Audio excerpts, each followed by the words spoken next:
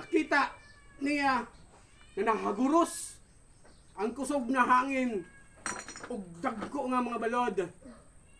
Doon siya unting lumubog. No? Imagine natin yan. Soon, kung tayo man sama ni Pedro. Sabi niya ang Panginoon, Lord, tulungan mo ako. Pero sabi ng Panginoon, di tinulungan ng Panginoon, kinuha niya yung kamay niya, inangat, pataas. Pero ang sabi ni Lord, kang Pedro, ang sabi niya, ang liit ng inyong pananampalataya. Paano natin makamit yung desire natin? Paano natin na determinado na magpatuloy sa goal, sa hamon ng buhay, na maliit lang ang ating pananampalataya. So, di na to sundugon si Pedro, naggrabe yung desire niya, pero nakita niya yung kung anong problema, nakita niya yung malakas na unos ng hangin, malaking balod, nawala yung pananampalataya na sa Panginoon. Minsan, soon, nga na ta, minsan, ako, ing anak din. Same lang tayo soon. Porket pastor me, doon namin sa Ginoo. No. Dili na makagarantiya na bilang pastor na save na may. No? Porket pastor na may, relax lang. Kasi save na may. Hindi. Kamu, ikaw, ako, we are the same. No? Kaya, mag-desire tayo sa Ginoo. No? Mag-determine tayo sa Ginoo na, Lord, tulungan mo kami. Kasi, tao lang kami. No? Yan ang palagi nating nadidinig sa iba na tao lang tayo, hindi perfect. Diba? Kasi nandito nga tayo sa lupa. Yung life ni David, kung suwito mo doon, life ni David, meron siyang determinasyon na talunin si Goliath. Imagine natin na si David maliit lang at si Goliath malaki. No? Imagine natin na mabuti. Tinalo ni David si Goliath na malaki. Bakit niya tinalo? Kasi may determinado siya, may determine siya na ang balaang espiritu, na ang Panginoon na ang gumaguide sa kanya. No? So ganun din tayo. Maliit man tayo sa tingin ng iba. No? Sinisiraan man tayo sa tingin ng iba. Kasi yung daan na tinatahak natin, yung daan na matuwid. No? Pilit niya tayo hihilain sa ibang daanan. No? So anong mga daanan yon na pilit tayong hilain para mawala tayo sa daanan? Una, yung problema natin. No? Hindi yan mawala. Financial, hindi yan mawala. Problem sa pamilya, hindi yan mawala. Ang masakit pa yan, yung co-churchmate mo, sila pa ang mag-down sa'yo. No? Kung tintingnan natin yun, yung mga bagay na yun, soon, hindi mo makamit yung gantimpala na ibinigay ng Panginoon sa iyo. Sama rago na sa takbo ng dagan. Go lang ng go. No? Kasi kung maghinto siya, malayo na yung kalaban niya. Ganon din tayo sa takbuhan patungo langit. Go lang tayo. Bisan hinay, basta kanunay. Kanunay. No? Usa mo tong paspas, pero pag abos tunga-tunga, muhunong, ugya mo balik. So, ayaw sunduga ang ingana ng mga attitude. Kung unsa ka man kainit karon sa pagigugma sa Ginoo, padayon lang ta. No? Padayon lang ta. Ayaw tan-awa ang imong kapwa tao. Kay sila pod naaslay problema, sila pod naaslay pagkukulang. Ayaw plantawa ang inyong pastor. No? Kaya ang pastor din isa din ng tao na may pagkukulang. No? Focus lang ta sa Ginoo. No? Di ta magtanaw sa atong kapwa. Kailangan natin magsumikap. Parang ini wala mo magay ko. No? Ang buhay natin igsoon dapat meron ding tayong determinasyon para magpatuloy kahit maraming balakid sa buhay. No? So point number 2 na tayo. Talitson. So point number 2. Sabi niya, sabi dito, we must follow or obey the instruction, rules, and command to receive the reward. No? Kailangan natong sumunod sa atong mga trainer. No? Kung atleta man tayo, kailangan natin sumunod kung ano ang sasabihin ng trainer natin. Tayo gsoon, meron din tayong sinusunod or guide para hindi tayo mawala sa ating tinatahak na landas. Ano po yun mga igsoon? Letter A, reading the Word of God. So, palagi natin yan nadidinig, naririnig sa mga pastor na read the Word of God. Kung magsunod man tayo sa instruction sa atong Ginoo para makamit natin ang receive na reward sa atin, read the Word of God. Letter B, put the armor of God. Sa Ephesians 6 chapter 6 verse 11, chapter 6 verse 11, sabi niya dito, isuot ninyo ang buong kasuotang pangdigma sa kaloob ng Diyos upang mapaglabanan ninyo ang mga pakana ng dyablo. No?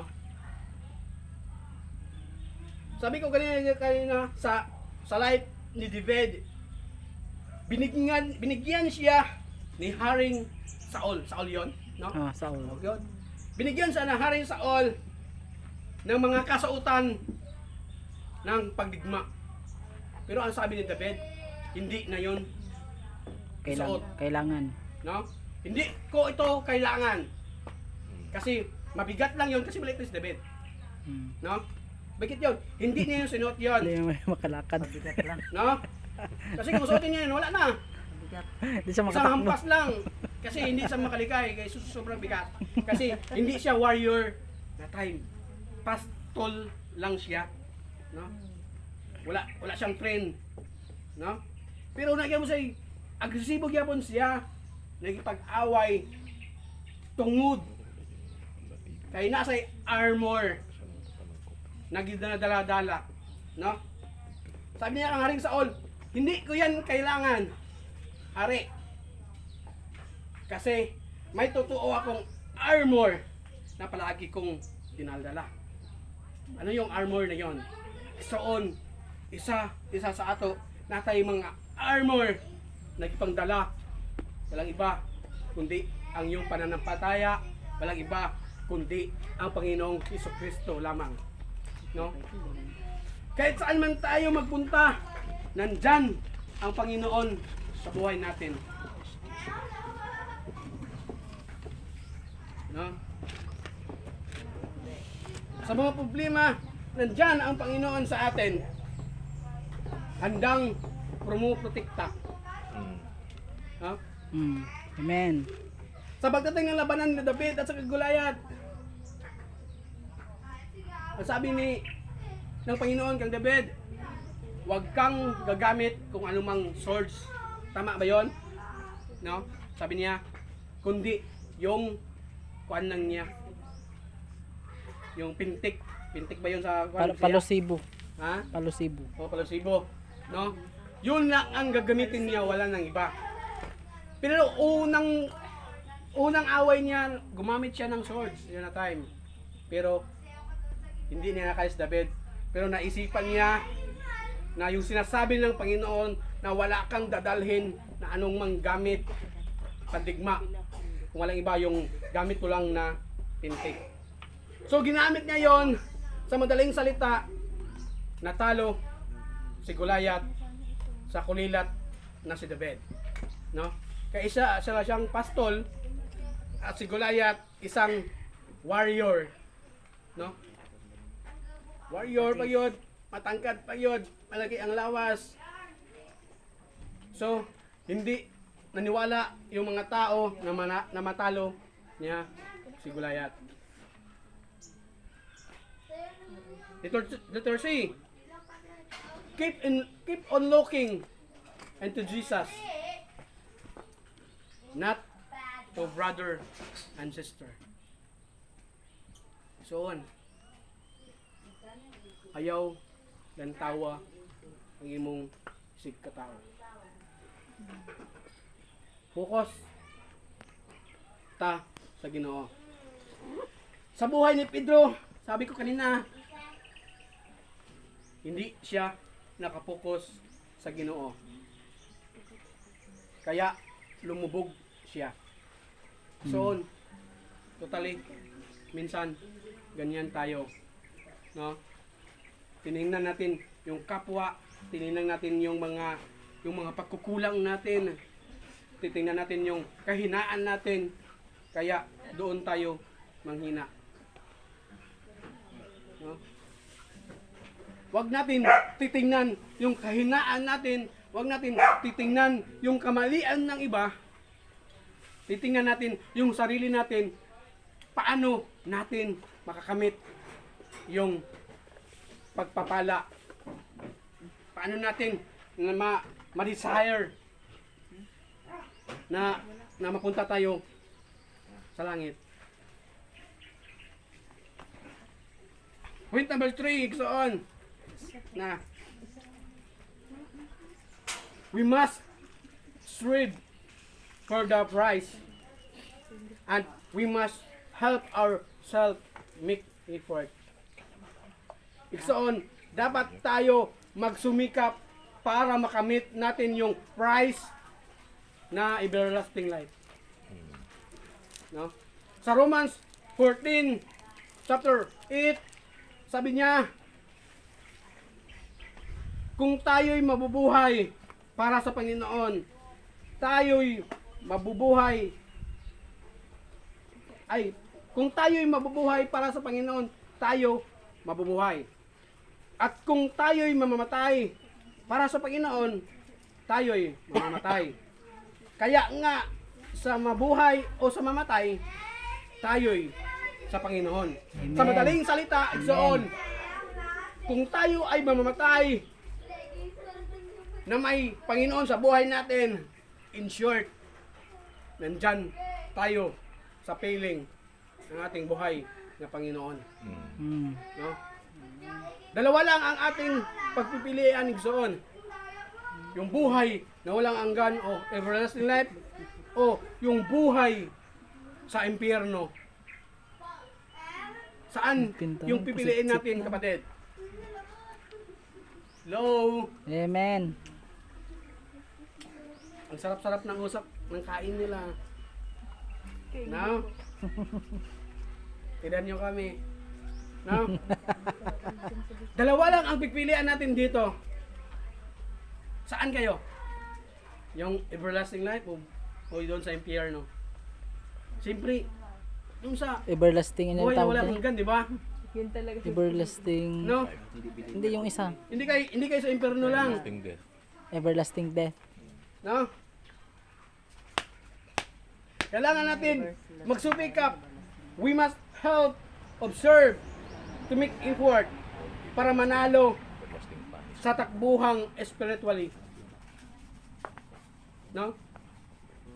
Sa kagaya ng sabi ko kanina, sa takbo ng mga atleta, ginawa nila ang the best, no? Para manalo, kahit mahirap, kahit pagod na pagod, ginawa pa rin nila. Sana tayo bilang Kristohanon, kabalo ko bawat isa sa atin na may discouragement, na pagod, hindi lang kayo, no? Pati kami rin. Kasi sabi ko nga pareha lang ta, no? Pero tungod sa determinasyon namo na mag-alagad gyud sa buong Panginoon, yung mga discouragement, yung mga kaluyahon, iwagtang na muna, no? Iwagtang na muna. Usahay, makapangutan ako sa Ginoo na, Lord, ito ba yung ministry na ibinigay mo sa akin na hindi pa nga kami binigyan ng church? Nakita ko na yung mga discouragement, yung mga yung Kaluyahon. no? Sa bawat isa, no? So sabi ng Ginoo, ayaw undang. Kaya kung muundang ka, di gyud ka matagaan og gantimpala sa Ginoo. Kung tayo mong katapad ay undang, Ay undang. Ayaw ko. ay undang. Naana ta sa tunga-tunga, muundang pa ta, no? Uy, undang ay. Nakita na nato yung purtahan na pagupin. Wow, Hentuan. Patuloy lang naman. this is it, no? Pag nakita na ng purtahan sa Ginoo, no? Naana ta. Pero bigla ta ni atras, Heaven's Gate. no? Bigla ta ni atras tungod kay nakita nato ang bawat isa na naghihina. No? Nakita natin yung sarili natin na humihina, Ngayon, kabigal man. no? So nandyan na ang Panginoon Pagsubok ka yan. sa harapat natin, Marami nga nila lang binanto. no? Para isang pag-open lang sa door, Dagsangit. pag-apak mo paloob, wow! Ito na talaga 'yon. Pero kung gusto mo yung pag-open mo sa door na lake of fire, wow! Mapawaw ka talaga. Ingon pa nila do, mas kusog ang halin dito sa kuwan. Kaning ice water. Kasi maraming nagbili. No, tungkol sa kainit. yung mga Ice pa. istorya ng mga Ice pa. mga walay kabuluhan na kung magpunta kami doon sa impyerno, magdala kami ng ice water, no? Yung mga istorya mga walay kabuluhan, yung mga bartikilo na shot free kay doon sa impyerno wala na beer. No, Sa langit, No? ng beer. no? Maraming nagsasabi na walang kabuluhan na hindi nila alam kung anong sinasabi nila. Wala silang gore, wala silang determinasyon na makamit yon, Sigurado sila na makapunta na makapiling yon ang Panginoon sa buhay nila. Kasi sa langit wala ng beer. So, Igsoon, conclusion na po tayo sa buhay para makamit natin yung prize na ibinigay ni Lord sa atin. Dapat meron tayong determinasyon to serve the Lord. We must follow or obey the instruction, rules, and command to receive the reward. Amen. We must strive o magsumikap para Strive. para gantihan, no? So hiniling ko ang lahat na magtayo. Nakakatay natin ang katapatan or Panginoon, kay buti mo.